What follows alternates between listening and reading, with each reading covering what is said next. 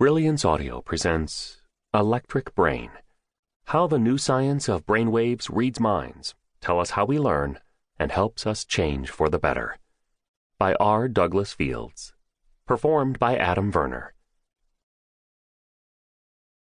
The busy morning of half the London population had begun. It was market morning. The ground was covered nearly ankle-deep with filth and mire. A thick steam, perpetually rising from the reeking bodies of the cattle and mingling with the fog, which seemed to rest upon the chimney tops, hung heavily above. All the pens in the center of a large area, and as many temporary pens as could be crowded into the vacant space, were filled with sheep, tied up to posts by the gutter side, were long lines of beasts and oxen, 3 or 4 deep.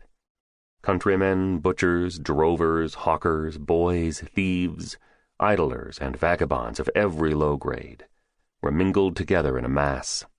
The whistling of drovers, the barking of dogs, the bellowing and plunging of oxen, the bleating of sheep, the grunting and squeaking of pigs, the cries of hawkers, the shouts, oaths, and quarreling on all sides, the ringing of bells and roar of voices that issued from every public house, the crowding, pushing, driving, beating, whooping, and yelling, the hideous and discordant din that resounded from every corner of the market, and the unwashed, unshaven, squalid, and dirty figures constantly running to and fro, and bursting in and out of the throng, rendered it a stunning and bewildering scene, which quite confounded the senses. Charles Dickens, Oliver Twist, Chapter 21. The center of the universe, London, was the largest city in the world in the early to mid-1800s. Swollen by a deluge of humanity seeking work, its 1.3 million inhabitants toiled in dirt, mud, manure, and filth. Workers traveled to punishing jobs at factories and markets on foot, or by jolting carts and buggies that filled the streets with the sound of muddy hooves, thumping over dirt or clopping along cobblestone.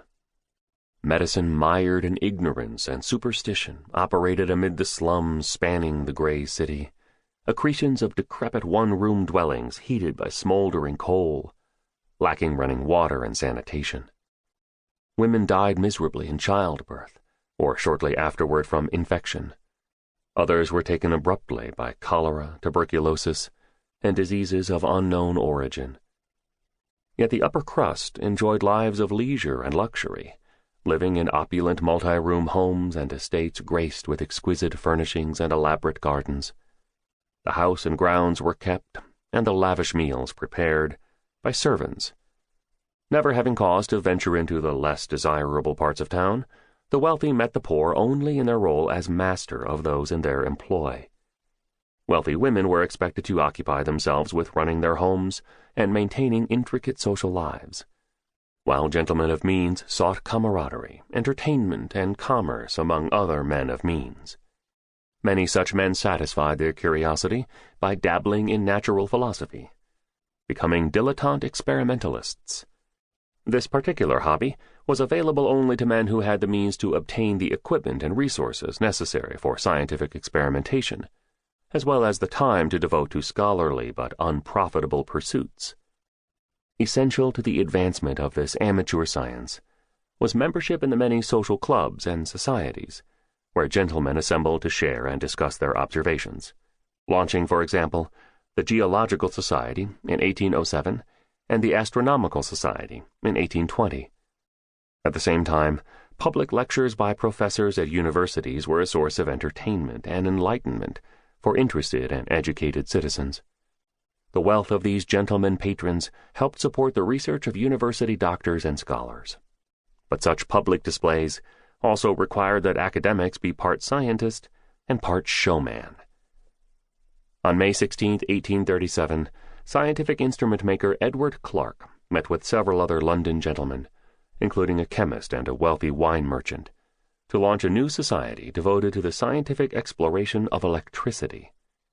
Whereas other scientific societies were defined by specialization, the study of electricity could be applied across diverse swaths of the biological and physical sciences, giving us insight into the operations of nature as connected with the animal, vegetable, and mineral kingdoms, said H.M. Node in closing remarks at a London Electrical Society meeting.